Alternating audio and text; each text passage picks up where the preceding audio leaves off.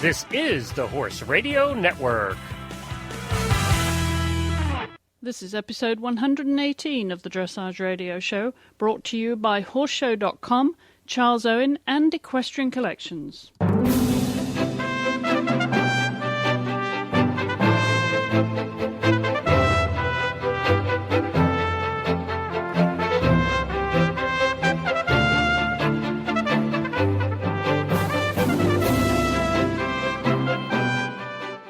This is Heather Blitz from Wellington, Florida, and on the phone with me also is a great friend of mine who I haven't spoken to in a long time, Catherine Haddad, who's now in New Jersey for the summer. So, hi, Catherine. Hi, Heather. How are you doing? Well, I'm doing great. This is a great opportunity for us to catch up a little bit. I think it's been, I don't know how long since we've talked, and I know you've been doing a lot of competing on your fabulous horse, Chestnut, I might add, which are the best horses out there. Uh-huh. I have been up and down the European continent like always, and I flew both horses, both Cadillac and Winyamaro here on the 7th of August, and I am actually speaking to you from the stables at the team at the USDT in Gladstone, New Jersey, which I might add is one of the most wonderful places you can sit and have a conversation.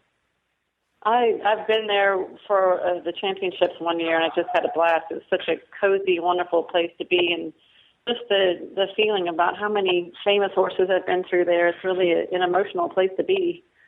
Yeah, there's a lot of history here, and they've done so many renovations in the last 2 years. The footing is perfect here. It's just like the footing that I have at home, and they've really done a super job on the main arena, and the indoor arena is completely renovated, and I've been here almost 2 weeks now with my horses, and I've never had greater pleasure riding or training them. This is a fantastic facility.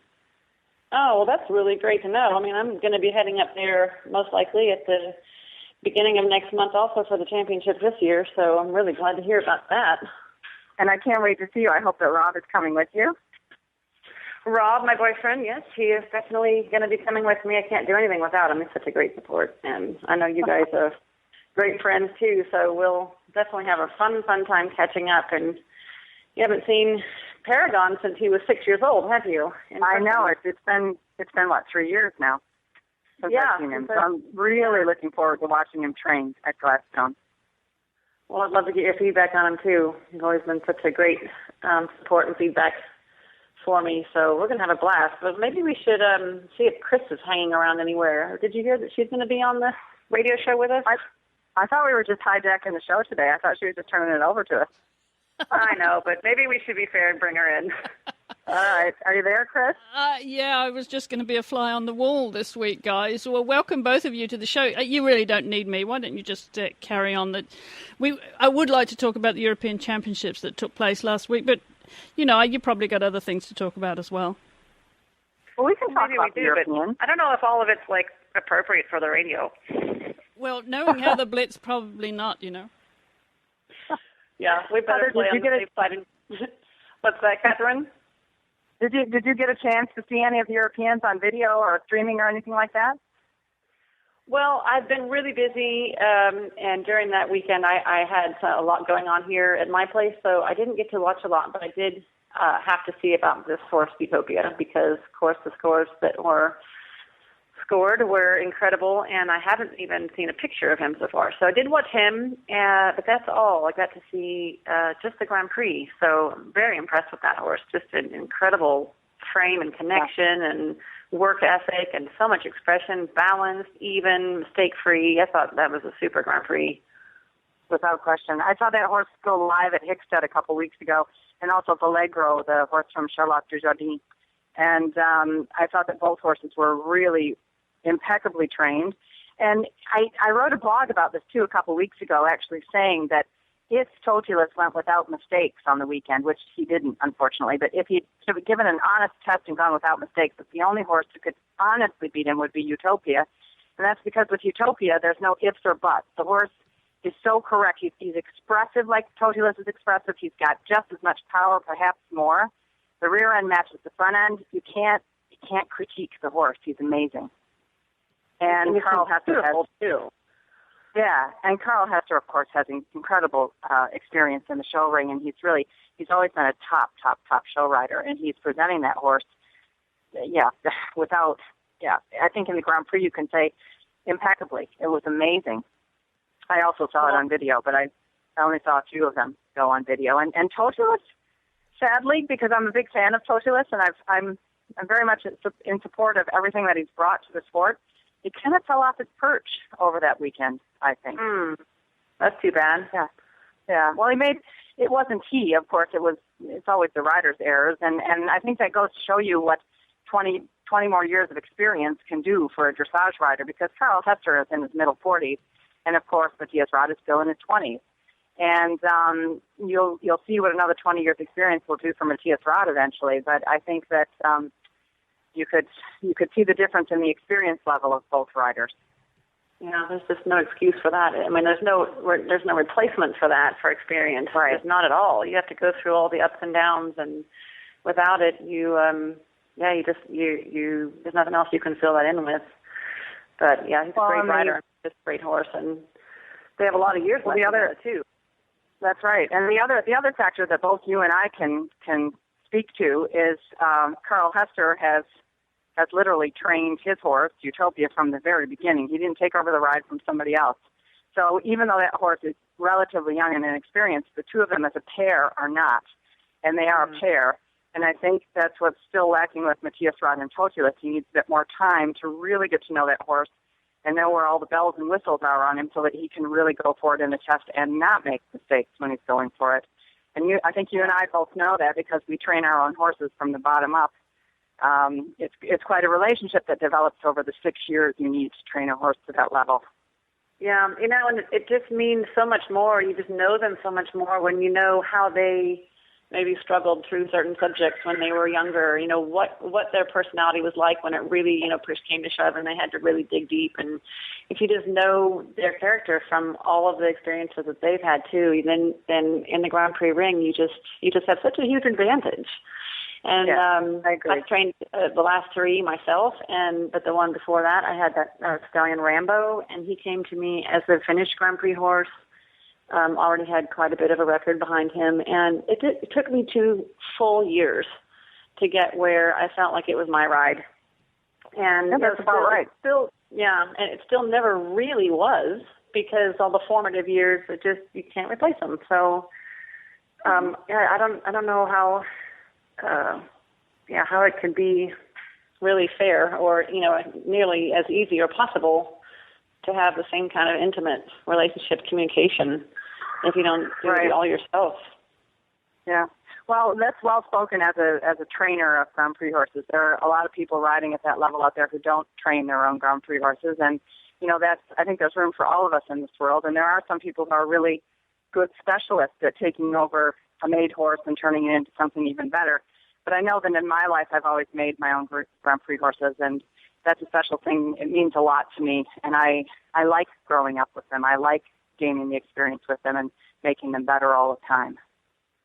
Well, it really is more fun, like the journey, isn't it? My favorite is like the 7-year-old, 8-year-old years when they're strong enough to really give you some exciting things, and they can just take your breath away sometimes, but they're still, when they're still having to really discover about their bodies and their range of motion and their possibilities. I think, to me, that's almost more exciting than, if you've got one that becomes seasoned over the years and maybe it's already been 2 or 3 years in the Grand Prix. My favorite is when they're just kind of, 7 playing with a little of everything, and then 8 getting stronger. So, and they can show you already what the future will be like, and it's a very exciting moment. You're right about that. I like those years too. Yeah, then it kind of makes you want to get out there and say, let's see what more they can do. And before everything's really confirmed, it's just so exciting because you just get these snapshots, and then, it's really exciting. But, I mean, riding a Grand Prix horse is a blast too, but the formative years, the training years are just my favorite. I also, I have to admit, really like the polishing years, which would be like from 10 to 12, 10 to 13, when you're really working on not just getting a good piaffe-passage transition, but getting it on the spot and getting it quicker and getting the croup a little bit lower and making sure the frame is right. I like all those little polishing moments too. When you know your horse is going to do what you ask from him, he can do the movements, that he's strong enough, and there's a lot of routine in the horse, but you can then you can then take over and make the tiny little adjustments that you need to make just to get one more mark in the show ring. I love that part of it too. Yeah, and it's good to remember that even if they've gotten to be so educated to do everything in the Grand Prix, even to do well and be very successful, that it kind of still surprises me every time that there's always room for more improvement. And I mean, how many times when you were younger, before you got to be such an elite rider, did you kind of imagine what riding a Grand Prix horse would be like? And I know I used to think when I was quite young that, man, if you get to Grand Prix, then you're just there. And I just had it in my head that it was one thing. You get there and it was the destination, but it isn't at all. I mean, even horses that are doing the Grand Prix for years can still refine and change and strengthen, and it's just fascinating how it's just a never-ending thing. Absolutely. I mean, I'm riding a 14-year-old horse right now, Cadillac, who unfortunately had the last year and a half off due to an injury. He's now back in competition, and I am also amazed at how much I learned in the year and a half that I didn't compete in, and I learned it riding Win-Yamaro in the international shows. And I came back to Cadillac and how many things were easier and how much more I expected. And I'm riding him differently than I was before, and I think I've improved a lot of things with him. And it's an exciting journey. It's like getting to, you search through neighborhoods for the right house to find the right house. But now I'm stepping through the front door, and I've got a whole house to explore. So it's just. Yeah, it's a different journey. It's just a completely different journey, and it's exciting. It's really exciting. I'm so glad to hear he's back. He's such a beautiful horse with such great passage. So, what do you think you're doing differently? Well, I'll tell you what. I learned a lot about making the trot bigger, getting the front legs up and out more, riding more from behind, riding more boldly in the time that I showed and worked with Win-Yamaro, because quite frankly, Win-Yamaro, in the greater picture of things, kind of had pony gaits when I started with him, and I made that horse have great gaits over the last couple of years. And I just applied that kind of riding to Cadillac, and I was amazed, because Cadillac always had big gaits, and I was amazed what came out of that. I was like, whoa, this horse has more gears than I never even asked before. And then when I got up to Hickstead, and I watched Carl Hester really closely riding his Utopia, and I watched his student ride Vallegro, and I'll tell you what, I stole some stuff with my eyes, girl. It was really interesting what those two riders are doing with impulsion and straightness and throughness, and, it was nothing foreign to my eye. I had seen it before, but something clicked and something really made sense to me in that moment. And I came back from Hickstead, and I just changed a little bit the way I rode both horses. That's what I have to say, it's what I love about being in Europe, is that you can go to a show on a weekend and you can watch 5 or 6 really top riders, and you can come home with something and say, hey, I can use that too. It's exciting. Well, when I see you in New Jersey in a few weeks, I'm definitely going to pick your brain about that. But I think first we have to break for a little commercial bit here. Well, thanks, Heather. I'd hate to interrupt, so I'm glad you brought me back in. But I do want to say, as an expat, something historical did happen in Rotterdam last week, and that is the Brits won their first European medal, team gold. And can I count how many text messages I got from Chris with big smiley faces going, "The Brits, go Brits, go Brits." I can't even count them on 2 hands. Well, it is great though to see the UK doing that, is making history. It's extraordinary, you guys. I do go back a few years to the time when we were in the wilderness. We, the Brits, were in the wilderness when it came to dressage. And if you were been off this planet for the last 20 years, and you said to somebody today that, oh, we won the European gold, they would have said, oh yeah, eventers.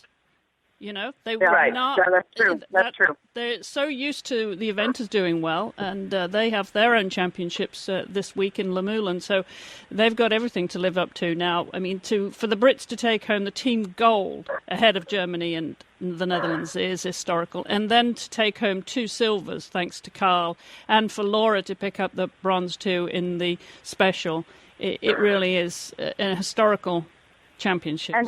And let's face it, to have a drop score of 70%, yes. and then 3 scores between 77 and 82 in the Grand Prix. Yes. It's starting to make the sport much more interesting again. It is. It's It really extraordinary. is. I mean, it really has upped the ante so much. And so congratulations to all of them. And congratulations to Adelinda, of course, for winning the freestyle with that 88. And Patrick Kittle on his first European medal with an 83, bronze medal. Yes. Good. It was a great competition for all of them. So well done. And I have to say, I did notice in the warm-up that Matthias Alexander-Rath was the only rider wearing a helmet, guys, in the warm-up. Some of them were hatless. Yeah, I believe that, yeah. That's very typical for Europe. Anyway, I'm interrupting your program just to bring you a commercial here. And that is to thank our valued sponsors here at horseshow.com. You can now compete online just like you were at a regular horse show. You can get judged by the top judges and get the judges' comments. Just upload your home video and enter a class online at horseshow.com. It's a simple and economic way for you to compete with your horse from home. It's also a great way to prepare for your next show or to track your progress during the off-season. Horseshow.com features real horse shows for multiple breeds and disciplines, and they're judged by nationally accredited judges. So don't wait. Upload and enter to win today, anytime, at Horseshow.com. Guys, back to you. All right, we're here. So, Heather, when do you plan to be in Gladstone? What's your tentative arrival date? Well, I plan to leave the first weekend there, September, whatever that is, the 2nd, I think it is. But it's quite a long journey for us, so we're going to split it up into 2 days and just not make it hard because of the heat. It's still in the high 90s and heat indexes of 110 down here. So, and the whole first half of the journey is going to be in the south and in the heat. So we'll get up there Sunday pretty much, and then we've got a place to stay until we come over to the team on Wednesday, I think it is, and then the jog on Thursday. Yeah, I believe that's right. I'm not sure. I haven't really looked at the schedule yet. I can't compete at this particular festival because my husband is the treating veterinarian, and that's conflict of interest with the U.S. equestrian team, so I can't actually compete at a horse show where he is the treating veterinarian. So, but you know how it is when you're in a partnership, when you're in a marriage, you got to make some compromises. And I said that I would stay out of the competition. Like a pretty good trade-off too. Yeah. Yeah. Oh, absolutely. So next year, when it's really important, when there's a selection trial, then he won't be the vet for the show. That's our trade-off. Well, we're happy to have him as the treating vet for the show because he's such a fantastic veterinarian and person, and I got to be around him just at Devon last year a little bit, but I'll be happy to get to spend more time with the both of you for sure. And the party at your house sounds great. I would have one, but I can't host one there. So, are you bringing the dogs? Are you bringing your whippets up? No, I have. Well, I have 4 now. Have I? Do you know that? That I just have two puppies. One is 6 months now. Her name is Rogue. And then Giacomo is 10 months, and then I have Remy and Reflex. So we have 4 now. Wow. But either way, even if I only had one, I think, if I'm lucky enough to make the team, then for the time I would be in Mexico, I don't really know what I'd do with them. Are you going somewhere, Heather? Are you planning on going somewhere? Well, we'll just see how it goes. But I'd like to go to Mexico in October with the team for the Pan Am. So I'm going to try really hard to get on that team. Really? I wonder what you were doing playing down there with that scruffy pony. Yeah, well, we do just play most of the time, but every now and then we go to work. When are the Pan American Games exactly? What are the dates of the games? Well, if I can just click on my calendar, it's... well, Heather, you had to go to your iPhone, and, the last app you opened was that Scrabble game you keep playing. So, I cannot get anything done because I keep playing Words with Friends. I have to just get that app off my phone. Catherine, the Pre-St. George starts on October 16th, and the intermediate is the 17th, and then the freestyle is the 19th of October. So it's about a month after the trials, a month and a few days. Yeah. Are you going to go to Guadalajara? I don't think so. I'll be heading back to Germany right about that time, actually, the week before probably. That's my plan at the moment. That's my plan at the moment. So a lot of irons are actually up in the air. They're not even in the fire yet, so that could change. Are they kicking you out of the country again, Catherine? You know how it is. They don't let me stay very long. Limited access. Each time you come, you're just here for a little while, and you kick you back to Europe. That's right. Pretty much, yeah. So you take your horses back with you in October, and you stay there for how long? That's the plan at the moment. Well, I'm still closing out my stable. I mean, eventually I'm moving back to the States, and I was hoping to hold out until after the London Olympics. But it's getting kind of difficult. I would really actually like to be with my husband. And I love this area here around California and Gladstone, New Jersey. So I'm looking for a place, and when I find a place, I'll work a little bit harder to get that business closed in Germany. But of course, you know, there's the thing about horse shows too, and we have so many horse shows that you can go to in Europe this winter. I am hoping that all the plans for Florida come through, and that we actually could hear by, you know, the 1st of December that all of those horse shows that are planned will actually take place. If that's the case, I would also consider a plan of going to Florida on the 1st of January. So, like I said, there's a lot of irons kind of thrown up in the air, and I'm going to see where they land. And then we'll put them in the fire. Well, that would be so exciting to have you here in Wellington. It's just hard to even imagine because, I mean, you've just been in Germany for so long, but to have you here would just be a huge amount of fun. I really hope for my selfish sake that works out. It would be great. Here. I would love to. Yeah, I'd love to do it. Yeah, causing a riot at the parties down in Florida. I can just imagine what Wellington's going to be like, you two partying together. Yeah, I don't know if they're ready for us. Yeah, that's what I'm wondering. I don't know if they're ready for us either. Oh, my goodness. Do you remember that one World Cup qualifier up in Gothenburg? Is when that you fit and for broadcast? Whoa, Catherine. Is this fit for broadcast? I mean, the one where we streak midnight into the ocean? No, that's the one at Falsterbo. Oh, that was Falsterbo. That's right. That's too cold to streak in Falsterbo, surely. That's what? I'd say it's too cold to streak in Falsterbo, surely. No, I just think it's more of a challenge anyway, even if it is too cold. Yeah, Falsterbo, it's always hot and summery. It's like a beach party at Falsterbo. Gothenburg is in the winter, though. The only reason I'm here this week, guys, to keep you company is to actually censor this show. Oh, right. Okay, so we can't talk about things like what we did on the beach at Falsterbo. That's okay. That's all right. I'm telling you, there's some really fun horse shows over here. Yeah, I mean, the 2 years that I got to compete over there, I'll never forget it. And I definitely want to go back again and do it again somehow, some way, some horses. But, you know, it costs a little bit of money to do that. And that's definitely a challenge for me in my life. I hear you. That's actually my goal in being here these 2 months is to find some financial support for an Olympic bid. Otherwise, I'm going to have to make some hard decisions in the next couple of weeks. So when people ask me what I'm doing at the beginning of October, that's why I don't really know why, because I need to make some changes, and we'll see what happens.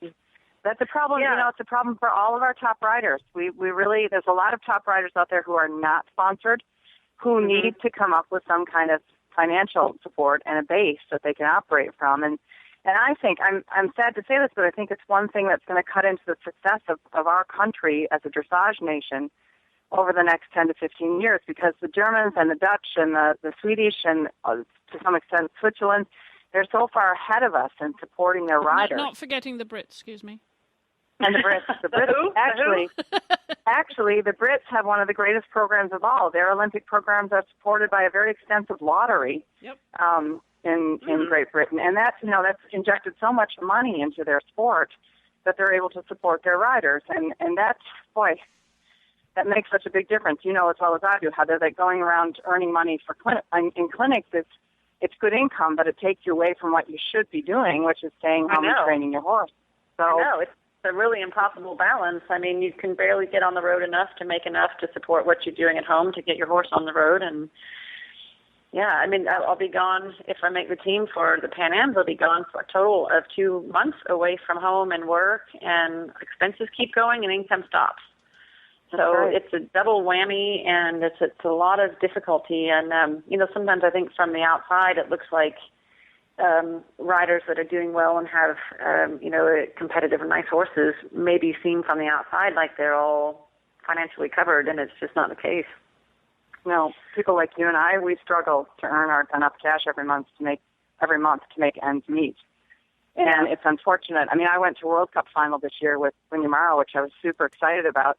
But the last 14 days before the World Cup final, I was away from my stable in 2 different countries for 5 different days teaching clinics. Mm-hmm. Mm-hmm. And I'm nearly certain that Adelinda Cornelsen was not 5 of the last 14 days of World Cup was not sitting on her horse, you know? Really? So I would hope that in some way we can eventually, maybe you and I can think of a good idea, find a way to get some support for our top riders, not even for our top riders, but for riders that are coming up as well. We need to find a way to support riders financially, so when they're away from home so much, traveling so much, showing so much, training so much, even to pay coaching fees, for God's sake. Yeah. We need some well, maybe support there. we talk to the Brits and find out how to do that lottery thing. That sounds like a good idea. Yeah. Well, they've got a lottery. I think I'm not sure on this, but I'm pretty sure it supports all of their Olympic programs.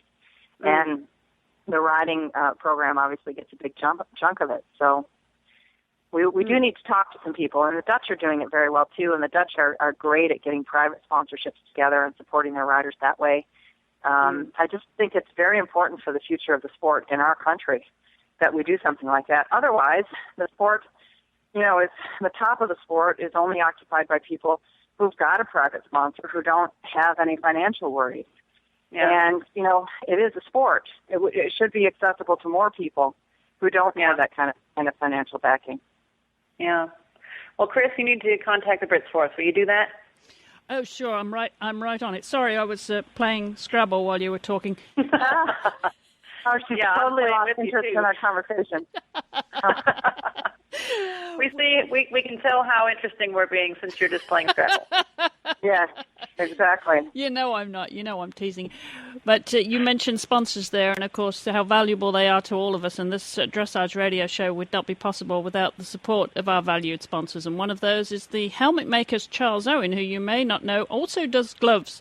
They have something called the Ruckle Chester, which is a really sensitive on the reins, coupled with an excellent grip. And they also do the Ruckle New Ascot glove, another stylish synthetic leather glove that comes with rain reinforcements and elasticated wristband. The back of the glove is breathable, which prevents the buildup of sweat. It's practical and hard-wearing, making it ideal for everyday use, not least of all, of course, for you all dressage riders. You can find out more about these gloves and all of the Charles Owen products on their website at charlesowen.co.uk. Heather. Yes, Chris. I have a question for you. Can I plead a fifth? I have a feeling I'm going to want to do that. So I'm just putting that out there. Oh, right. You sound most mistrustful of me, Heather. I mean, I know you're often lost for words. I know the way you play Scrabble, you're often lost for words. But we won't I think I've beat you the last 4 games out of 5.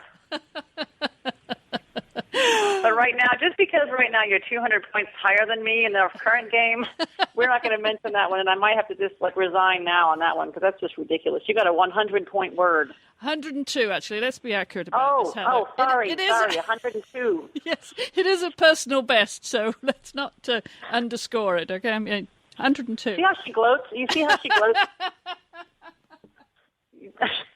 I mean, during the Europeans, she was insufferable. I can imagine. I can't imagine that. What's the question? Okay, fire. All right, the question of the day is actually from a listener, and this is where we have to be serious. I know this is hard for you, Catherine, to be serious for a moment. I mean, I've lived in Germany for 18 years. I'm always serious. You poor dear. You poor dear. I know. Come back to if you spend long enough with Heather, you'll soon find your sense of humour again. No, I'm teasing you. All right. The question is actually from a regular listener to the show, Rhonda Crabtree, who writes that she has this topic she thought would be interesting. She's been wondering for a while if there's another way to train her horse dressage without the use of a whip. She asks, can you do classical dressage without one? She says she has an excellent coach who gets good results, but sometimes wonders if there is another way. It does not help that her horse is not very forward to begin with, and she's not sure how you would tackle this topic of of course, sensitively as you do, Heather, but, how without offending anybody, because you never would. Never. How do you respond to that? Well, my first question would be why? Why do you want to do it without the whip?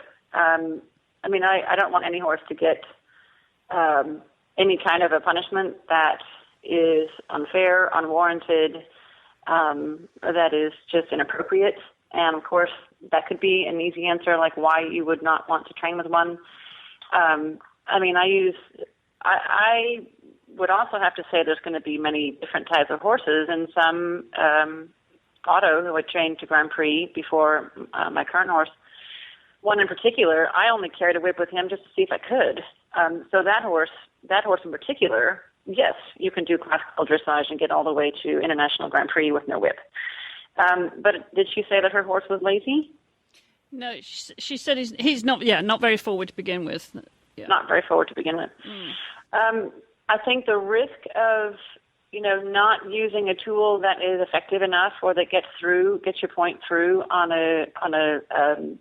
a prompt enough way, the risk is that smaller aids or less kind of pertinent consequences could lead towards nagging, or the horse just kind of thinking that, well, if they just put up a little bit of a barrier, that you don't have a way to get, to stay a step ahead of them. And I could just imagine that a number of horses with their personalities, especially if they're sort of headstrong and they're sort of willful, in a perfect world, they wouldn't be that way, but it's not a perfect world, and some of them are. You just need to keep stating your strength or being smart is bigger than theirs, and I would kind of think that I would have sort of more warnings against being too nice. It's just as bad as being too mean. I think there's a very fine line in between the two, and you have to be experienced to know where that line is, so that if you do train with a whip, it's not mean or aggressive or emotional or inappropriate. But if you don't train with one, I would just really warn against not being too ineffective. So it's just a question that was emailed in, so I can't ask her more questions about her question, but I would kind of want to know why she doesn't want to do it.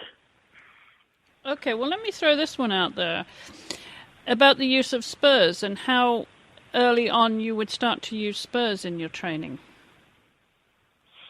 Well, I don't really care a whole lot about 3 or even 4-year-old being, as far as really making strong points with them, or being all that serious. I mean, correct, but not all that serious about really starting to dig in deep. But I guess, I have a pretty good control of my lower leg, so I can determine, I think, pretty specifically if my spur touches a horse at all. So I might, even on a 3-year-old, as far as my skill level goes, I wear my spurs on every horse, because I can kick a horse without my spur, or I can use my spur. Of course, I wouldn't suggest that for lesser skilled riders, who don't have that sort of control of their lower leg. So if I always have it on and I can control if I use it or not, then if it's a split second when I need it, then it's there. So I kind of wear them on all horses, and I just regulate whether, how often I use that aid and how often I use the leg without that aid. Catherine, your thoughts on... Yes, Chris. Are you playing Scrabble, or are you still with us? I'm playing Scrabble. Actually, I'm playing Scrabble in German. One up. That Germans have those incredible, nice long words like Verkehrsamt things, where you can get mega points. So it's a lot. You can get a lot more points in German than you can in English. Absolutely. Well, do you have an iPhone, Catherine? I do. Excellent. All right, you're in for. She's in the club. Yeah, she's in the club. Too late. I'm in the club. All right. Well, now you've spent so much time in Europe as well, and let's talk about the use of in responding to Rhonda's question about doing classical dressage without a stick, and also the use of spurs. How early on would you use spurs? Because a lot of people would use spurs and actually never use them on the horse. Mm-hmm.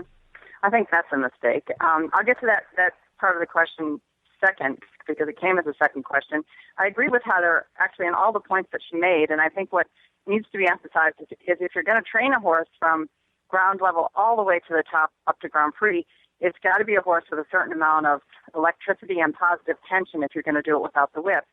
And I was there in those years when Heather turned Otto into a Grand Prix horse, and he was one of those, or is one of those horses who really is sensitive enough to do the entire Grand Prix without the whip. I think the answer to the question is yes, you can train a horse classically and in classical dressage and also in competitive dressage without a whip. It is entirely possible. but you have to have a great amount of skill, great amount of knowledge, first about how to create tension, and by that I mean positive tension in a horse, so that you have enough electricity and enough impulsion to be able to direct that into something like piaffe and passage without a whip. And even on those horses, sometimes it does, as Heather said, help just to pick up the whip as a reinforcement, not as punishment. But if you don't get what you want from the lightest tick of the spur, most horses will react more quickly off the whip, although I have seen other horses react more slowly off the whip. So again, I think you need to really develop your skill with the spur, and you have to understand why we use spurs to train horses and how it affects the horse's nature. By nature, a horse will move away from things that irritate his skin, or they'll try to kick at them. Like if a fly lands on his skin, he'll try to kick at that, or he'll try to jiggle it off. The horses are that sensitive. So when you're using your spurs, if you apply them lightly on both sides of the horses, and you don't both sides of the horse's barrel, and you don't remove the spurs until he goes forward, then he learns from that when the leg closes on him, he has to go forward. The mistake I see a lot of riders make when they're trying to sharpen their horse up to the spur is they kick them, or they're too quick with the spur aid, so that by the time the horse feels the aid, it's already gone, and then the horse doesn't have to respond to it. You can kick the wind out of a horse, and he won't go forward. But if you stick both spurs into him and hold them lightly there, he will go forward eventually just to get away from that pressure. So how you use the spur is extremely important. And I, like Heather, use my spurs on all horses, although I don't ride a lot of 3- and 4-year-olds anymore, but the people who train for me do. And in my school of riding, we don't use a lot of leg muscle in riding. We ride very skeletally with a very loose leg and without the application of a lot of muscle from the rider. So most of our leg aids come from the tip of the spur, so that we have the horse responding to something very light, like a fly landing on their skin. So that would be my answer to both of those questions. Well, I think you've addressed it very nicely there, both of you. And, it's interesting, the use of the spur, because a lot of listeners will probably think, well, how long a spur should I put on a horse? Does it depend on the type of horse I'm riding? And, is there a rule out there that says the spur has to be a certain length or no longer than? Do you want to add to that, Heather? Well, I'm a tall rider, so I end up having a longer neck spur just because my foot is going to be quite a bit lower than a more average height rider. I'm 6 feet tall, so if I have a tiny spur, I would really have to hike my leg up higher, more sort of in a not neutral position to use my spur. So that, I think, makes a difference, too. A shorter rider whose heel and spur position is always like right at the sort of the equator of the horse's body could probably get by with a shorter one. And I think it depends also a little bit on the rider's kind of anatomy of the leg and how their ankle is. If I have a student who's really got a hard time not sort of breaking the ankle inward and would always tend to have the spur too much in contact and really had trouble keeping it away, I would definitely want a shorter spur. And also the sensitivity of the horses. A lot of horses have different sensitivity in their skin, and some of them are going to the skin will actually react sometimes to metal, like with an allergic reaction, or just in the sensitivity of the skin. Some horses' skin's really thick. They don't ever have any reaction at all, and some are really sensitive and thin, and that's a factor also. Of course, you don't want to irritate the skin, so you'd have to monitor. If you tried a length of spur or even a certain metal, how your horse decides to handle it. And I think those are factors. And I like it when spurs don't touch the horse and then, like, with a lot of pressure on, then start to move up and down. I think that's a big mistake, too. And see a lot of horses get sort of, like, injured there. And that's just a really, really not nice thing. If the spur kind of goes on and then drags sort of the skin up and down on the horse's side, and those sort of things should definitely be, a concern. And I think in general, riders need to wait to use a spur until they have an educated enough leg to use it in a very refined way, and that they're not just kind of unaware of how many times that they touch the horse with it. Because I mean, your whole leg should have as little noise as possible so the horse can decipher what's meaningful and what's not as far as the leg movement, and then the spur especially. So less experienced riders need to be really monitored and very careful when they wear even a short spur until they can have a steadiness that they can be very distinct, where and when and how and what for they're using the spur. Shouldn't they always be sure that they are well developed as a rider and have the strength in their legs before they use a spur as a substitute for their legs? Yeah. Were you playing Scrabble? That's what I just said. I thought that was what she just said. I thought it, but I would actually add again. We just need to fire her. We need a new host. I knew when she said we could take over the show today, I knew it's because she wanted to go off and do something else, and now we got it worked out. Yes, I think actually I'd be very quiet. Well, I'd like to add something to that again, if I may, and that's that when I trained with Mr. Schultheis, he had a couple things that he always said to me. One was, you don't learn to use your spurs until you put them on, and you don't learn to use a double bridle until you ride with it. And I was a pretty advanced rider when I went to Schultheis, and he didn't really teach a lot of people who were total beginners. But I do find a lot of times in clinics, if someone presents themselves in front of me wearing spurs and they look like a pretty competent rider, or when they come in without wearing spurs, the first thing I tell them is wear your spurs, put them on. Because more often than not, I find that those horses that are going without spurs are either dead to the leg or they're not responding to it correctly. And like I said, my system is a little bit different than some people's, and I want the horse responding literally off the tip of the spur. And that doesn't mean that you're spurring your horse all the time, but you're just touching him with the metal. And in fact, one of the first exercises I go through with many riders is I have them stand still and I say, okay, now bend your knee until your spur touches the horse.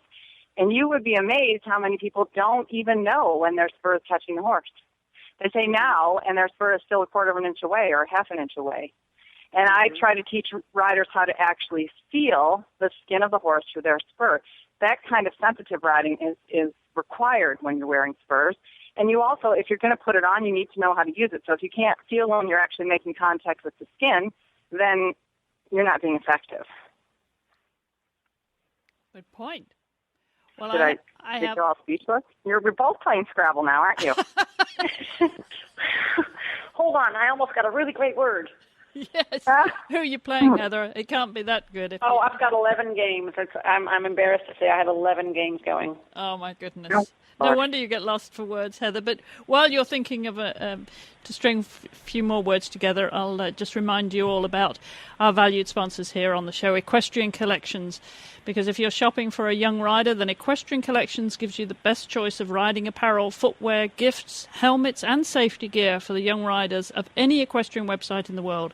And there's always great everyday and promotional prices too, with an enormous selection from head to toe. Equestrian Collections have young riders covered, and you can shop in their young riders department at equestriancollections.com or in the horse department on the website. Equestrian Collections is a participating retailer of the Horse World Gives Back campaign. Well, guys, before you run off and play Scrabble between you, I just have another question for you, because in the Grand Prix Special at the European Championships, Adeline Cornelissen, although she won, she had an error on course. So my question is, okay, I'm going to put this out there. I've never done that, ever. No, I mean, I can't imagine from either of you, ever in your long careers over many, many decades. In other sports, girls, you would be eliminated. Why are we forgiving in dressage of an error on course? Well, I can tell you that. Why? Well, because our patterns are also similar in every test. I mean, it is easy to do, as you know, Heather. I mean, I've gone off course in top competition before, too, especially after they changed those bloody tests in 2009 or whatever it was. Turn left, turn right, make extended trot, come across the diagonal. The tests are so similar that, and especially if you're riding a lot of different horses at different levels, it's really tough to memorize the test you're about to do and never ever make a mistake. Besides, how detrimental it's going off course. It doesn't really mean you're doing something wrong or you've made a mistake. You simply turned in the wrong direction most of the time, or done the wrong movement on the diagonal or something. So it really doesn't hurt our sport or hurt our presentation if the bell rings and you go back and say, oh, whoops, I wasn't supposed to do 2 tempies on that diagonal. I was supposed to start half pass. It's let's say, a light error that can be easily corrected and easily judged, and I don't think that elimination would be fair in that case.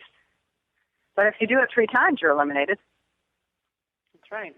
Okay. Well, of course, if that was on a show jumping course or cross country, if you had that error, you would be eliminated. Now, you might have the same argument, Catherine, that what harm does it do? You jumped the wrong fence. Maybe there's a course out there in eventing where it's the prelim novice, training, intermediate, and advanced. There could be as many 4 or 5 courses on that same piece of land. So you've got a lot of fences lined up and they're flagged different colours. But you might, if you're riding multiple horses a day, as so many riders do, you might just jump the wrong one. Would it matter that much? Well, you just circle around and you jump the one you think, oh, right, it should have been the blue flag and not the yellow flag for this division. But it does matter more in jumping or eventing because they're timed sports. And dressage is not a timed sport. So it doesn't cost anybody anything if you make a circle go back and do the right thing. But in jumping, it would put you over time. And then how do you judge? When do you stop the clock? When do you start the clock again if someone's gone off course? And if you're on a cross-country course, how do you tell someone they've gone off course? Do you send a runner up there to flag them down? Yeah, the jump judge will. The fence judge. Yes, but if the horse jumps the wrong fence and is already on his way to the next one, who stopped him then? I guess it would have to be, you would have to be able to call ahead. You'd have to call ahead to the next jump on a walkie-talkie or something. They do. They radio ahead to the next fence judge. Yeah. But, in dressage, you still have a maximum time, don't you, for your... Sure. For you. Yeah, and but you can. That's why you're eliminated after 3 years. That's one of the reasons you're eliminated after 3 years, because by then you're over time. And for freestyle, what is the maximum time allowed? It depends on the level, but at Grand Prix, it's between 6 and 6.5 minutes from the salute to the 5.5 to 6 minutes. Let me get this right. Yes, 5.5 to 6. Right. I'll save you there, Catherine. It's 5.5 to 6. Right, but that's not including your introduction, which can be up to 40 seconds. 20 seconds before you enter the arena, 20 seconds before your first salute, and then you have 5.5 to 6 minutes to come to your final salute. Right, and of course you take, like most people would just take some easy reading to bed. Catherine, you probably take the FEI rule book. Heather, what do you take to bed? I take Words with Friends. How did I know? I'm not proud. I admit it. I'm obsessed. I keep playing Words with Friends in every spare moment, in between lessons, in between you and Catherine talking, whatever. I play Words. At least he admits it, Chris. That's right. And after you get to all the levels of Angry Birds, what else are you going to do? Oh well, I haven't gone there yet. Maybe Catherine, have you gone there? Do you have any app recommendations for the week before we close the show?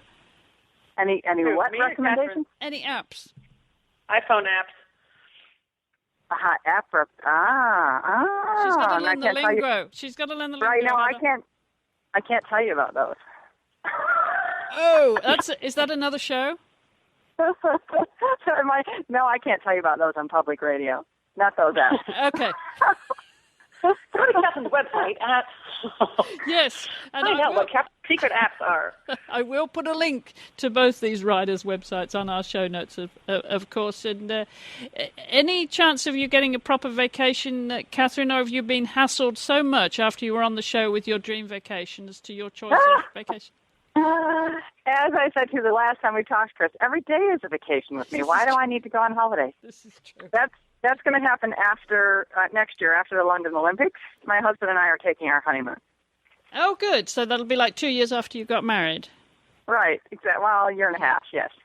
Okay. Okay. Cool. Well, on that note, anything else to add, Heather, to this show before we wrap it up? Well, I think I'm about talked out.